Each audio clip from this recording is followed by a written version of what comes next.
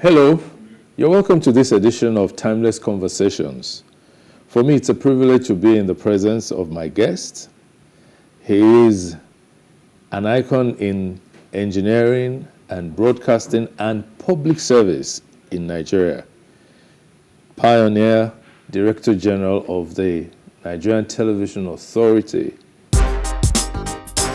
Engineer Vincent Maduka, also named Ifeanyi Chukwu, which means glory to God, was born in the Ekpetado area of Lagos on the 5th of October 1935. He is from Delta State. He attended the Lagos Government School and won a full scholarship to King's College Lagos in 1949. He graduated with a BSc Honours in Electrical Engineering from the University of Leeds, England in 1959, and also received the MENG-SC degree in Applied Acoustics from the University College of Dublin, UCD, Ireland in 1969. He undertook a graduate apprenticeship with the renowned radio company Marconi Co. Limited in the UK and joined the Western Nigerian Broadcasting Corporation, Ibadan, as a broadcast engineer in 1961.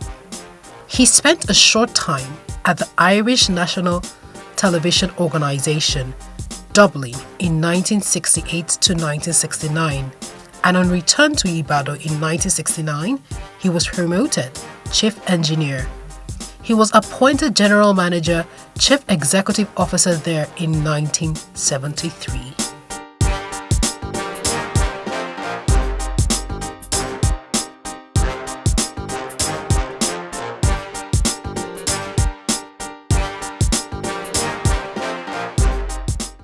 Welcome to this program, sir, Engineer Vincent Maduka. Thank you very much. Thank you so much for granting us some time of your very busy schedule. Oh.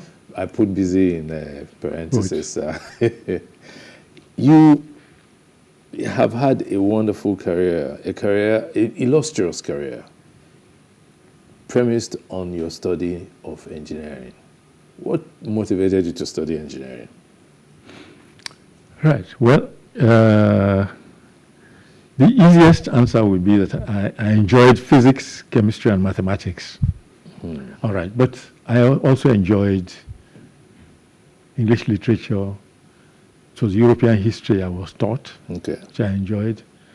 But more importantly, to answer your question, was that if I undertook engineering at degree level, I would get a scholarship. Oh. Yes. Okay. Right. That was one. Two, there was no engineering school in Nigeria that awarded a degree. At that time. So I would go abroad to study. Mm-hmm. And these were two great attractions. And three, there was a job waiting.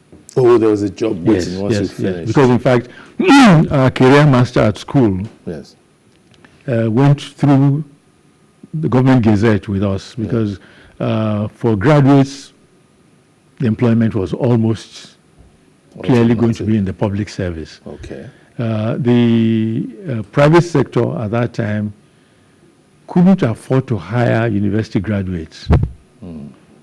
So some very bright ones, people who went into the private sector, even left at intermediate, taken out of the university, are attracted by good pay and a car, and they left. But generally, if you had a degree, you were going to work in the public sector, by and large. Okay. Unless, of course, it was in law or medicine. Medicine, yes. And for law and medicine, there were no scholarships. Oh, there were no scholarships? No. You paid your way because the pay, your salary was going to be so good that everybody would line up wanting to do those two courses. Oh. So in engineering, you're going to get a job in the public sector. In my time, you were going to go abroad to learn it, and with a scholarship. And so when you returned home after your studies, there was a job waiting for you? More than that. Oh. I was finishing a 2-year mandatory apprenticeship in fact, with Makuni, foremost radio Yes, company. the company, yes. Exactly. And at the end of 2 years, I was considering an offer from them or any other electronic company in the UK. And then a letter comes to me saying, I am a Western Region scholar. I am bonded to work for the Western Region for 5 months, for 5 years. For 5 years. I must come and take a job in October 1961. So no choice. I had no choice. So you had to come. So I had to come. The pay in Nigeria was much higher than anything I was being offered. Are you? Pound for pound. And it was, you were an oppressor in Nigeria with that pay. Even with the UK pay, I would be an oppressor in Nigeria, not to mention a pay that was 50% higher in Nigeria than the UK pay. Than the UK pay. Also, the motivation was there for you to come back. Motivation was there for me to come back, clearly, yes. When I came back, this is to make the mouths of those who didn't have that advantage water. Water. Yes. I was being offered £600. Yes. After 2 years of graduate apprenticeship in the UK.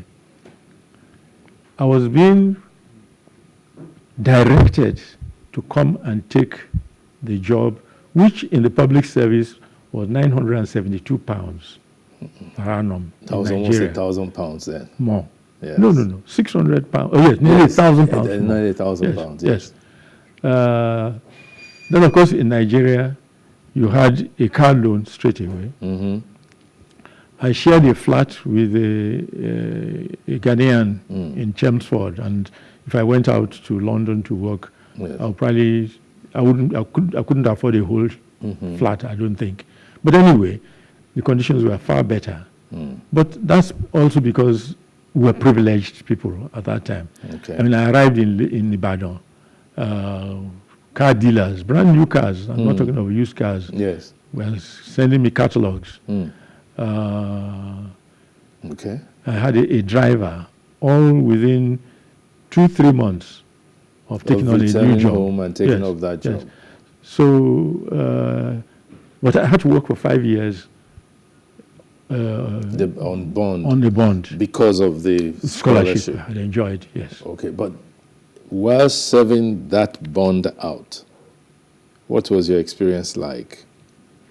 It was completely open-ended for me. Okay. As long as I remained there, I think my bond would have expired in 1966. Yes. By that time, I'd had at least one promotion from 900 or whatever pounds to 1860. That's like double. Yes. By 1967, 68. Okay. Wow. Yes. By 67. 67. I think by 67. That was still within your bond period. Yeah, period. So the opportunities were very were ample in those days. Yes. But as I said, things were different.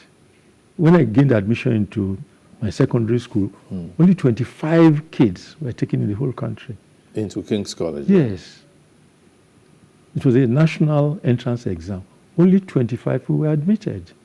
But the population was low then? Population was low, but not less than, I don't think we were fewer than 40 million, 30 odd million. Yes.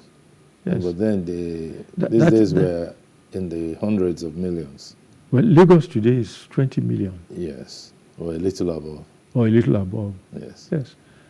So it was, we were a small minority, highly privileged.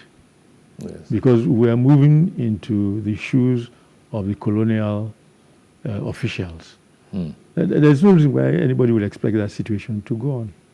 Forever. But you would have planned for a proper growth pattern. Yes, but in the course of your career, yes, you served in the regional and the federal public services. Yes. Would you want to share with us any major differences between the two, or were they similar? Certainly not in my own experience. Okay. They were very different, very different. In what ways? First, when I started, it was a political system in place. That as in a civilian system? It was civilian. Okay, sir. Civilian, rather. Yes. In 61, I think Akintola was governor of, was the premier, premier, yes. premier of the Western region. Yes. Because of the problem in the government party at the time, the Action Group, Yes. in the two factions, Yes. there was gross instability in the state. Even As within the entire region. The entire region, Yes. so rather. And WNTV suffered a lot for it. In my book, I showed how many chairmen, or board chairmen, there were times when a chairman didn't last 90 days before he was replaced, yes. That's short. Yes, because as given the schism within the party, Yes. there were shifting alliances. Yes. And if you are chairman of a board because you were on this side, and that side loses, then you're out, and another chairman comes in. So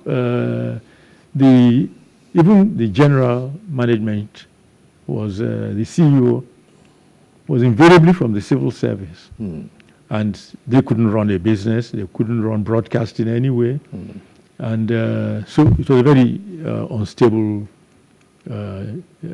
situation until the coup of 1966, when we then had a military governor.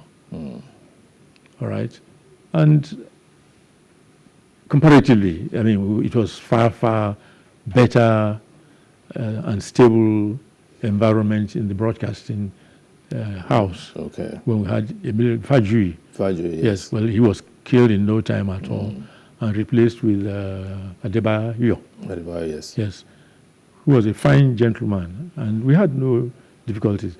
I'm trying to compare now at that level, because that's where things trickle down from. Exactly. You had a governor who wasn't interfering at all with the running of the station. In fact, I'll make a little joke or issue. Yes. He came to do a broadcast once. Okay. Beforehand, he had asked for all the questions I was going to ask him. Yes. And obviously, between him and the civil servants, they rehearsed the answers. So Yomami was sounding very sharp, and then our bright interviewer, Kunle Adeleke, did a follow-up question on what he had just answered. And the man was obviously flustered. So he turned around, his officials were around the studio. He said, "What number is that?" Because I mean, he had all been, and they couldn't see where that question came from. So, but we are afraid that a head will roll after. I was going to ask. Nothing happened, nothing. After that, he just went away. Oh, nothing was done to the gentleman who flustered him? Nothing.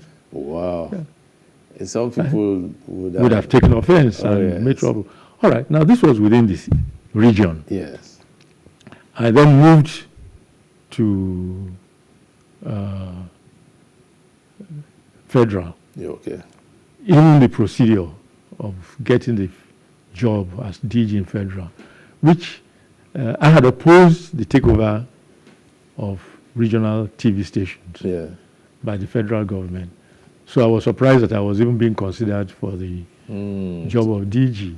And pioneer at that. Pioneer DG. I mean, it was a list of my ambitions. Probably somebody thought, okay, you are opposed to come and do it.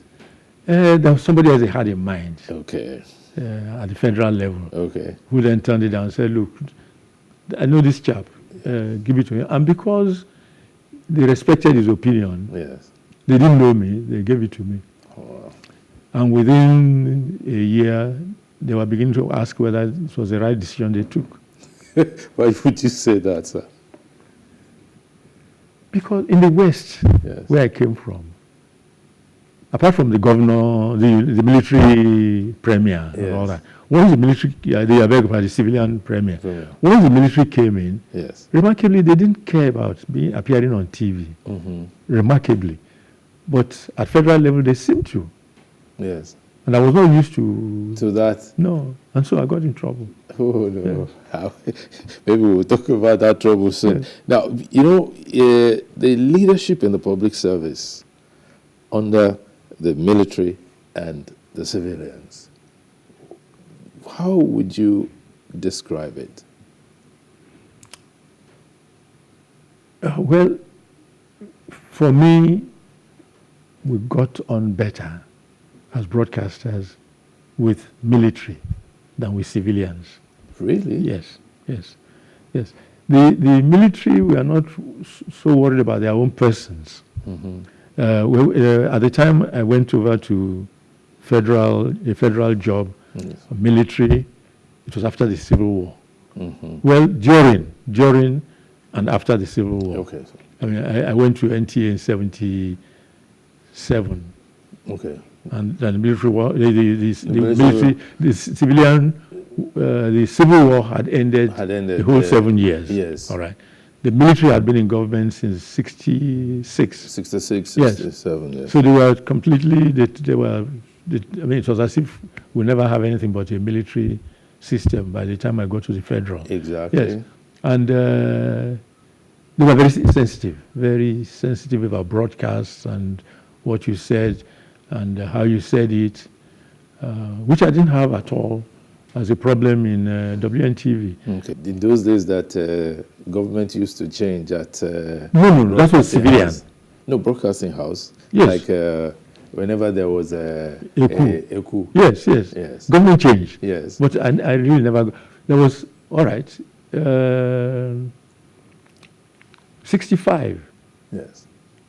Was it 65? That there was a change. When... in 65, I was just 3 years old. 75 perhaps. 75. 75. Yes. When there was a change, Muritala became... That was 76. When was it killed? No, 76 it was killed. 75 it was. 75. It was 75, yes. When Gowan went to Addis Ababa and all that, yes. And the federal government was a bit nervy, I think. Yes. A new governor was sent to the West. Yes. And he started a purge system. Because even at federal level, there was a purge of civil servants. And on 4 o'clock radio, the entire family must listen. Maybe you know who is still there. Yes. So I had a case where I was being removed. Oh. I was on training abroad. And I had word that I was being removed. I should come back home. So I said, no. If I come back home to see myself removed, no, they can remove me when I come back home. I know I've been removed. And anyway. Thank you, sir. We're going to take a break now. Yes. My guest is Engineer Vincent Maduka, who will be back shortly. Stay tuned.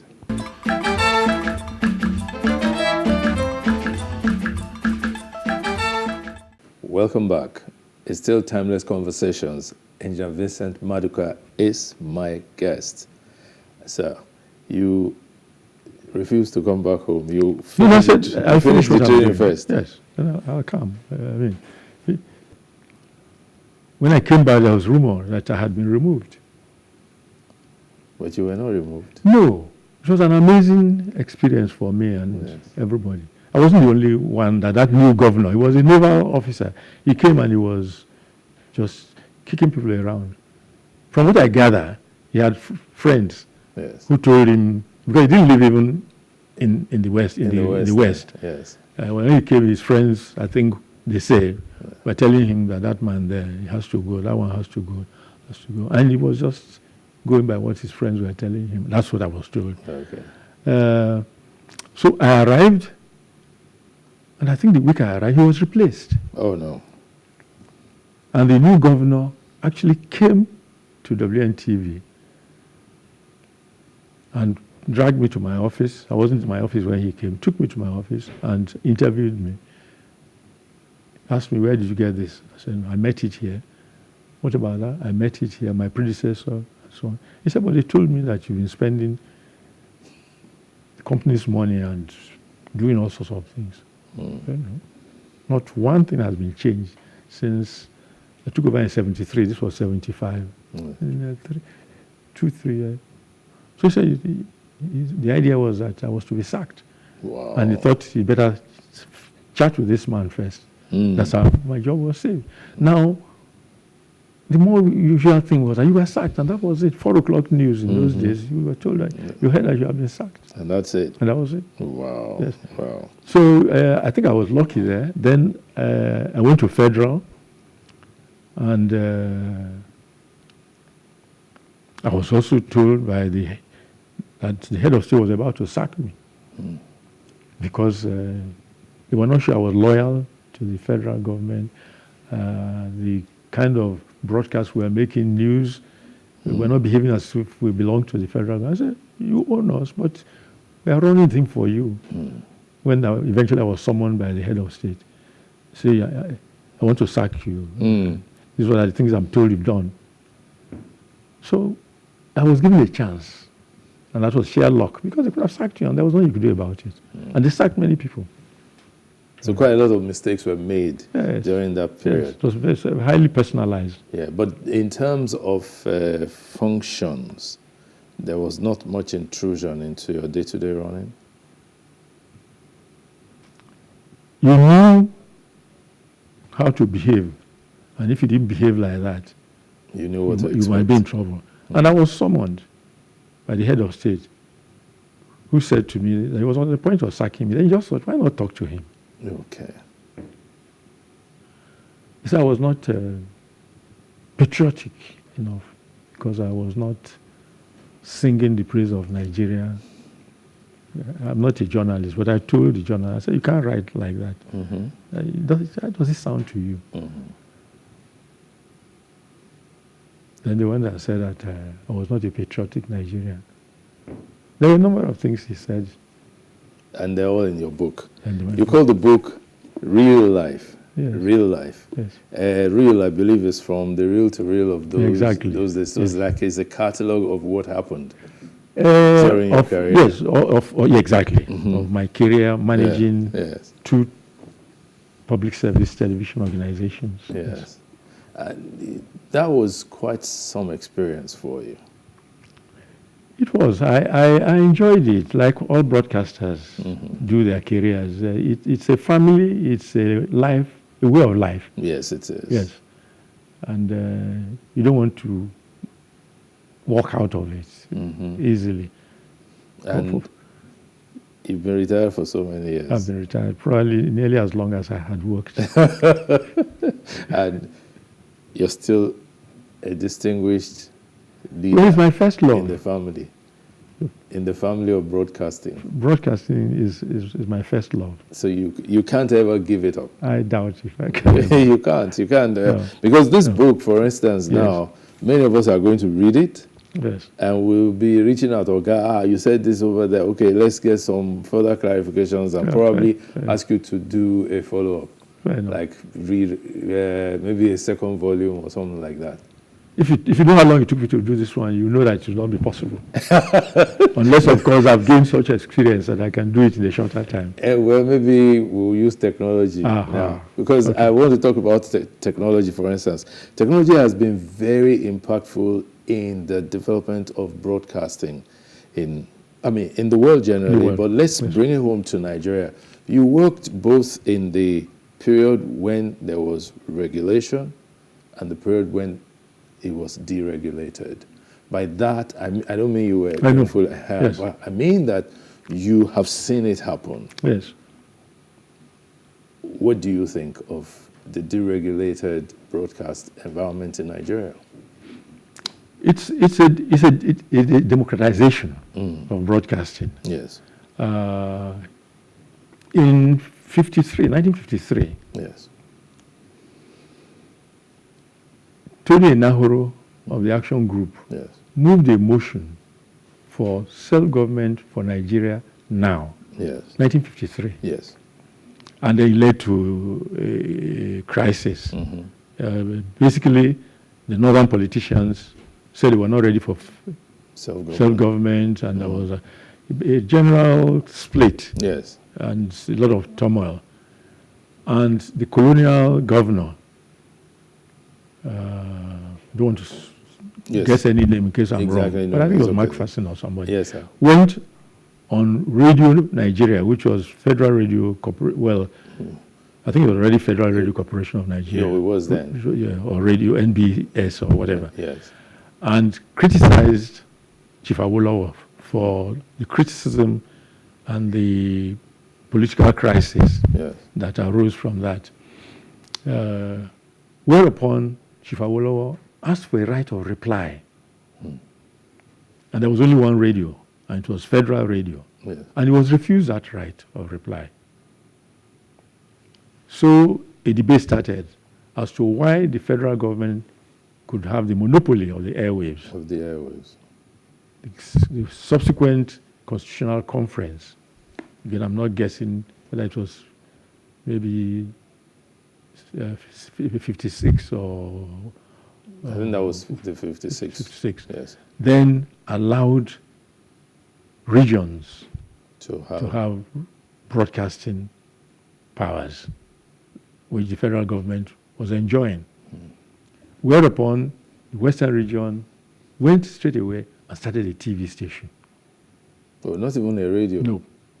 I thought they started both together. So that's why the station is called WNTV. Yes. WNBS. WNBS. That means that came later. So WNTV was the first station. Yes. First operation, October 1, yes.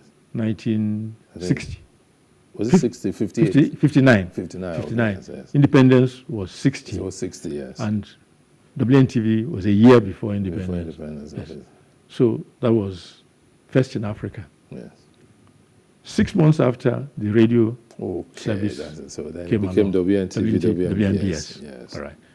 About the same time, Eastern Nigeria came on air. Eastern Nigeria Television, ENTV. ENTV, yes. So that was the kind of competition you that had. Was. And I think by maybe 62 or thereabouts, yes. Radio Kaduna Television, RKTV, yes. came on with both radio and TV at the same time. And then the Federal TV was later. I think they came in 1962. Yes.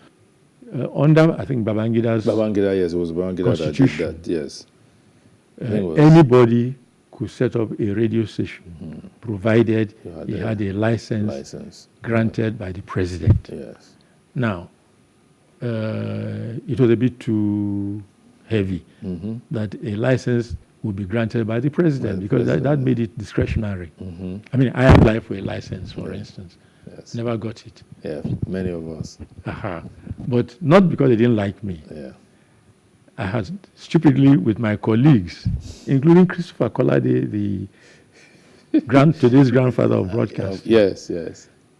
And Teju Yileye, yes. my predecessor at Ibadan, yes, my mentor. Yes, three of us, and a journalist, a reputed journalist, Richard Ikebe. Richard Ikebe, yes. Richard Ikebe. Yes. Went to Obafemi, what was his name now? Babangida? No, to Obasanjo. Okay, General Obasanjo, yes. And asked him to come and be our chairman. Chairman, it was a powerful board. It was a powerful board. And we were laughing. I mean, you couldn't beat us. Yes. But then Babangida was to approve in person. Yes. In the meantime, General Obasanjo, having stepped down from being head of state, was criticizing Babangida's administration, that he didn't have a face of pity in his austerity. Yes. He said he should put a human face to his austerity at the time. And he was a great, Obasanjo was a great champion of that. Yes. Human face. And then he then applied for a license. And of course, the the then head of state, Babangida, said, you don't have a radio or TV license. You're criticizing me. What will you do when you have one? So the rest is history. This is history. Wow. There's technological deregulation now. Mm-hmm. Anybody Yeah. can run a TV station from his your on your phone, from your home. practically. Yes. I say practically via because- the internet. Yes, via the internet. Yeah. Yes. But the freedom, the capacity to do that, doesn't it seem like it's eroding the golden rules and tenets of broadcasting and how to conduct the business? Yes, just as it's eroding it, Yes. so it's also enriching it. There's such great capacity now Mm-hmm. for you to broadcast. Yes. In my days, it was a great effort to set up an outside broadcast TV. Mm-hmm. You went there 2 days ahead to set up your antenna Mm. for microwave delivery to the Yes. end station. If you're doing it from a football match, you didn't have enough resources to have a permanent outside broadcast set up in the stadium. So you took your stuff back and setting it up and aligning. Aligning for line of sight. and Oh, all that. exactly. Yes. So it was, today you just go on your data Yes. and you're broadcasting to the world, Send- practically. Send through YouTube or, Yes. or Facebook Yes, or any other book. exactly. Any other book. So technology has liberalized broadcasting. You don't need an elaborate building. Look at, I'm sure whatever you are doing here Yes. cannot be any less than what they were doing at Victoria Island, Amadu Bello Way, Yes. NTA Channel 10. It's the same. Big grounds, I don't know how many hundreds of people working there. Yeah. In 1986, at NTA, when I was DG, there Yeah. were 7,000 employees all Se- over the country, all over the country. All over the country. Yes, 7,000. That's a lot. Hell of a lot of people. The Content. professionalism expected in the content, the balance expected seems not to be there. Well, this is more an ethical matter Yes. than one of measurement of success. Mm-hmm. In media, success tends to be measured in the quantity of recipients. Yeah, that's true. Yes. In commercial broadcasting, that fetches you more money. If your station Mm-hmm. is popular with people with buying power, then you get adverts and you make more money. All right? In the public sector, or from the public service point of view, if you are touching more lives and more souls and more minds, Yes. that is the measure of your success.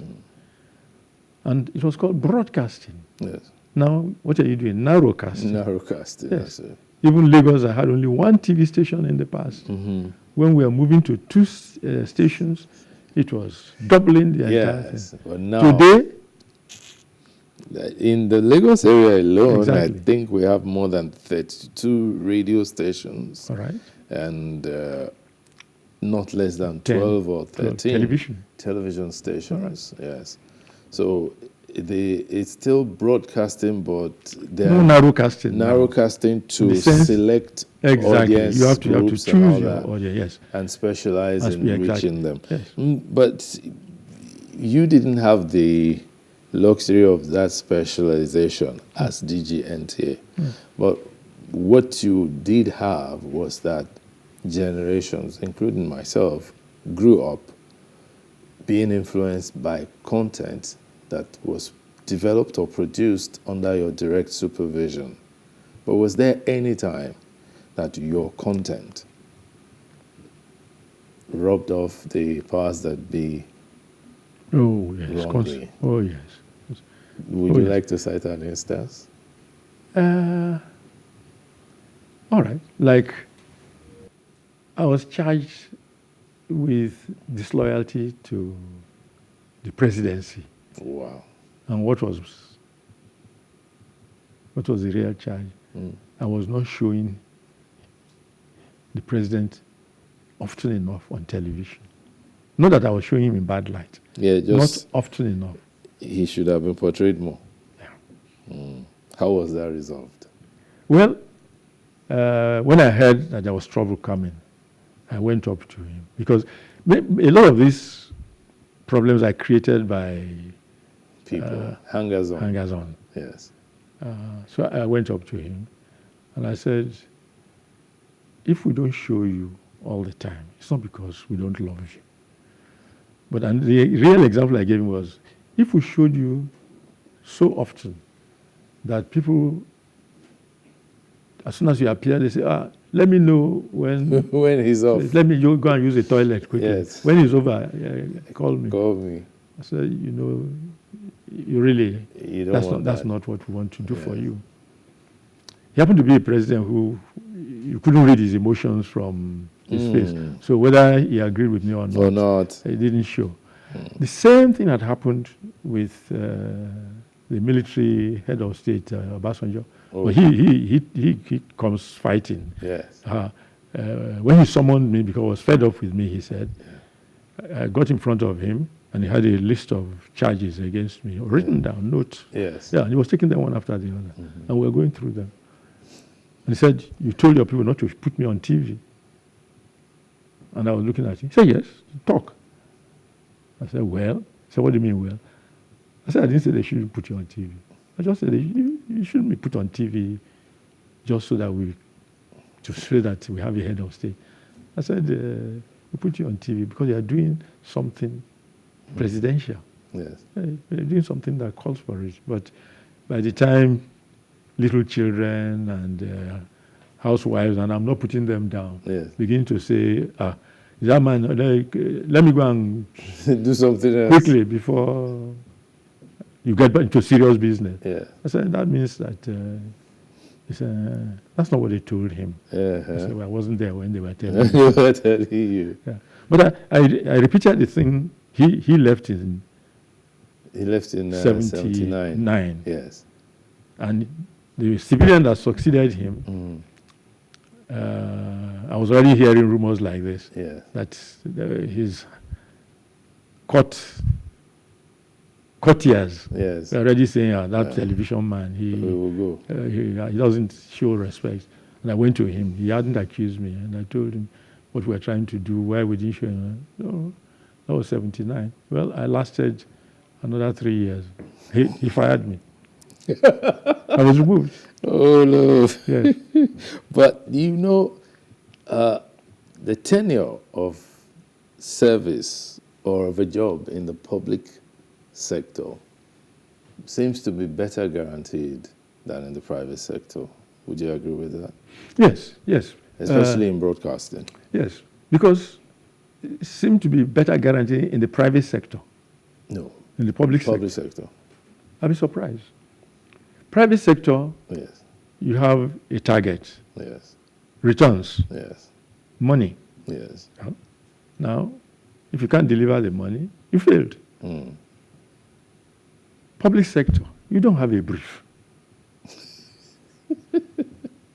And because you don't have a brief, many people make a brief for themselves. Make the boss happy by showing him or by saying nice things about him or to him. Yes. And singing his praise. Yes.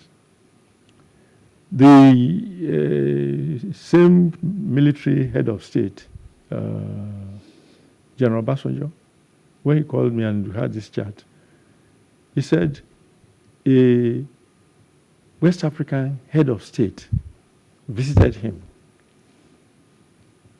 in Nigeria. And Nigerian press and were blasting the man. I think either Togo or Benin, I don't remember. They were abusing him like they do. And the man got to General Obasanjo. I said, what the hell is going on in your country? He said, is that how they treat a visiting head of state? Obasanjo said, what? He said, your newspapers are radio stations, they're abusing me. He said, oh, they abuse me too. I said, he doesn't understand that in this country, if his picture appears on TV, everybody, if you're in your house, you get up. Yes. And the head of state is on air. Whoa. Yes. He said that. Yes. At that time, yes. That means we're different. Far better. Thank you, Not sir. just We'll different. take a break now, sir. We'll come back very soon. Please stay tuned.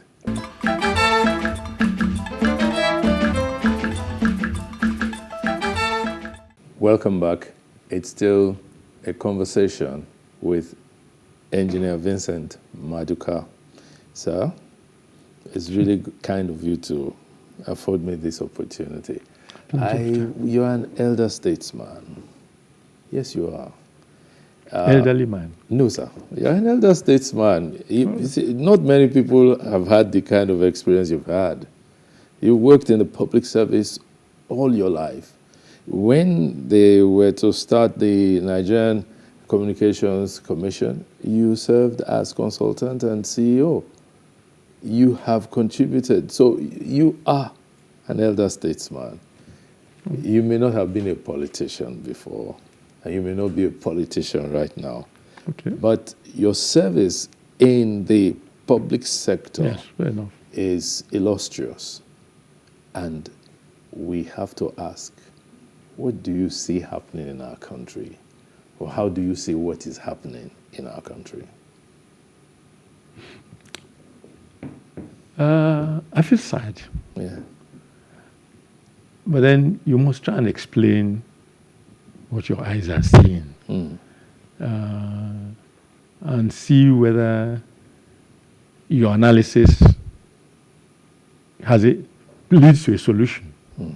And you can be sad, and then what? The main issue is we're not doing well. Yeah. Can we do better? Properly, the answer is yes. What are we not doing right? How do we do it right? And those are the difficult ones. How would we like Nigeria to be? That's easy. There are examples everywhere.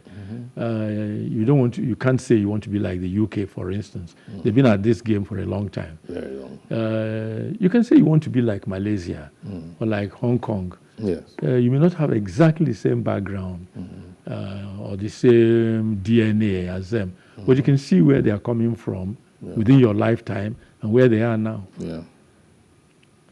So we can see what we would like to be. But how can we get there?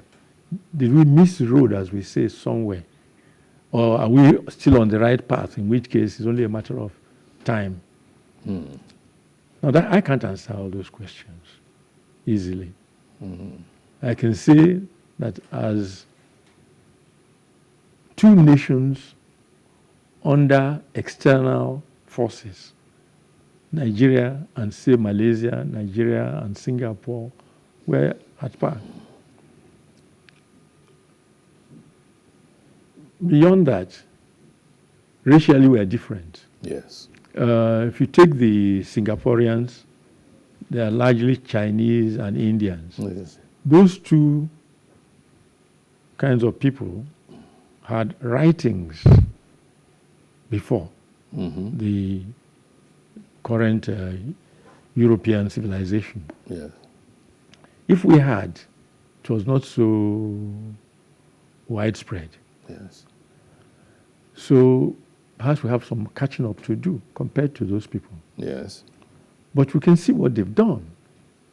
And we know that everything they've done is within our capacity. But each of us can't get up and start to do those things. We have to be organized as a body. And if we don't want to be organized externally, we have to be organized internally. Yes. Now, who is going to do it? That man is called a leader. A lot of people say, oh, followership matters. There are theories of leadership, and I was privileged to teach leadership at some point at university level. It's the leader that decides really how the followers are going to behave. Yes. A good leader is going to bring him a bunch of criminals, theoretically, Yes. and he wants to go from point A to point B. And those people are not used to being told what to do. A good leader will get them to go from point A to point B. Okay. It may take him a little longer than a bad leader. Yeah. But sir, the leadership vacuum in Nigeria. Is there really a leadership vacuum?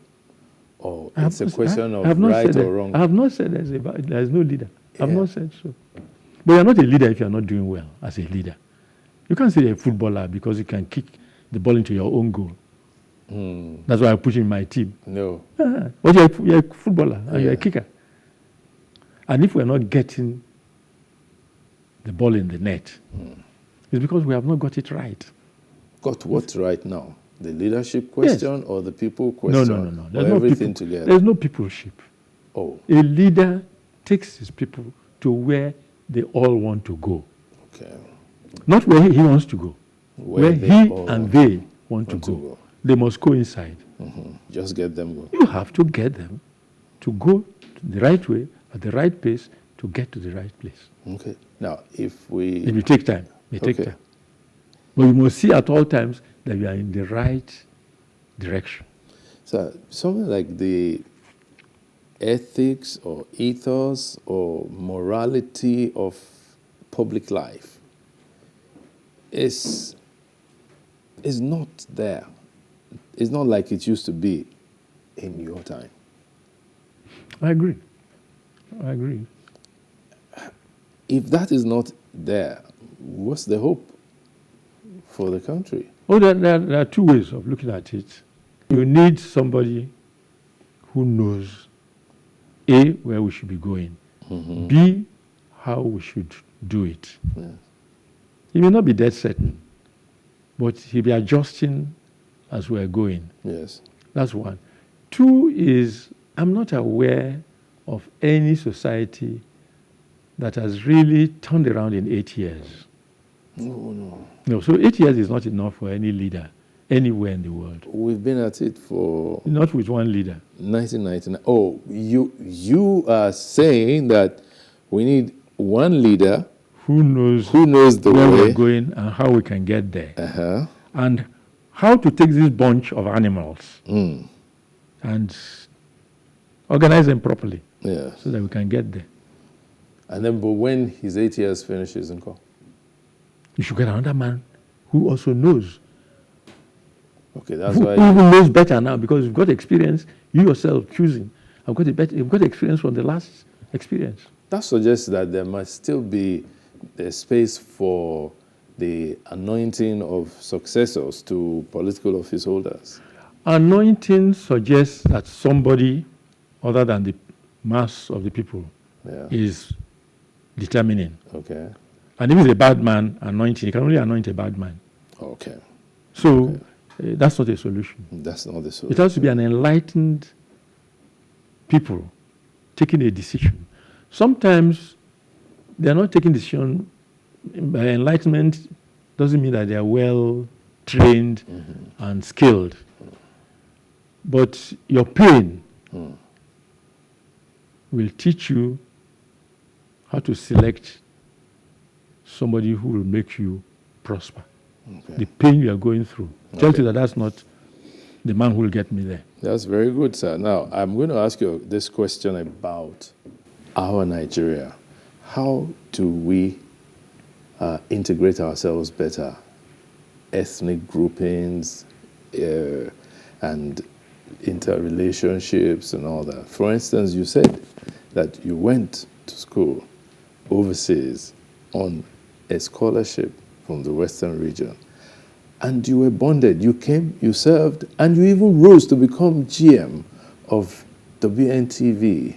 These days, people are saying, no, if you don't speak this language, you can't be here. If you don't do that, you can't be there. Well, you've chosen the wrong expression. If you don't speak this language, I speak the language. Oh, no. Okay, no. With you, because No, I know what you mean. I know what you mean, yes. You went to King's College, you speak Yoruba. No, like you're not allowed to speak. speak any other language at King's. Or At King's, yes, I know. Yes.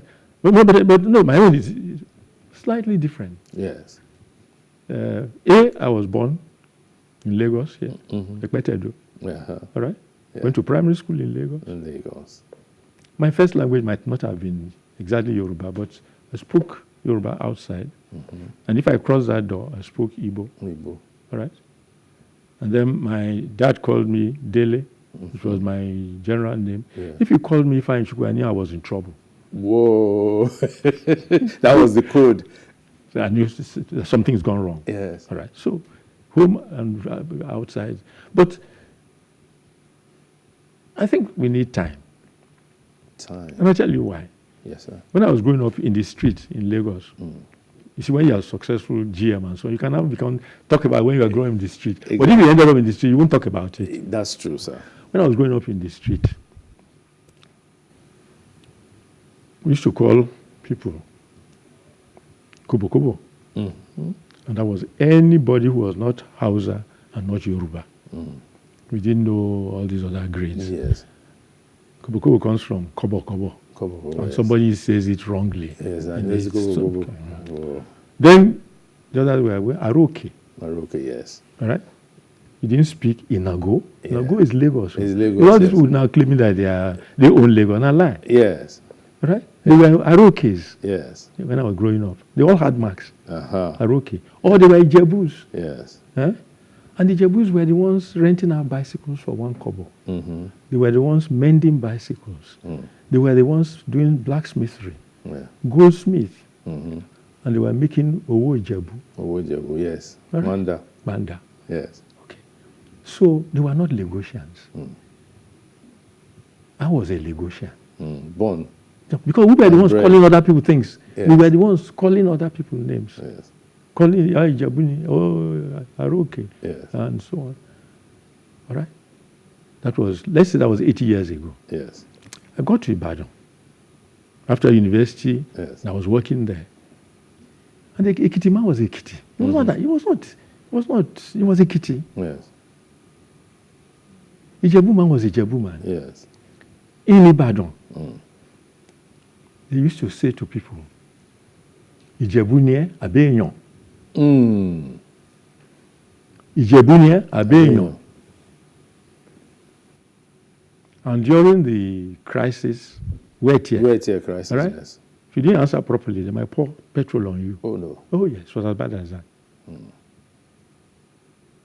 So, but now, all those Ijebus and the Arokes, now they are claiming that they are all together in Yoruba. Yoruba is not a Yoruba word. Yes. The name Yoruba, when I was broadcasting, we said, Enyara Karo Jire. The word Yoruba was around, but we didn't use it. Yes. Because it was not so acceptable. Okay.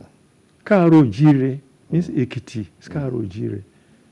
Ijesha. Karo Jire. Oyo. Yeah. Ondo.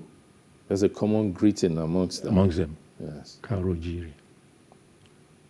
Yoruba was either Aroke or, well, Yoruba was essentially biblical. I'm not an expert in what I'm talking about, but I'm somebody who experienced it. It's experiential for you. Exactly. Yes. Yoruba was as written in the Bible, then in text. Okay. Yes.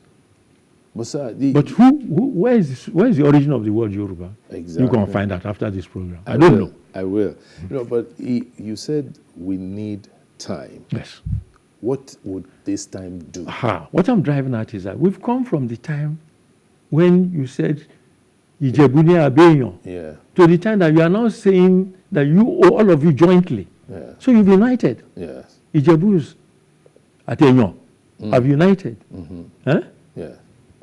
Okay, so you believe that at some time, if there is enough time, if there's enough time, there's going to be that unity that will bring us all But together. you can hasten it by deliberation.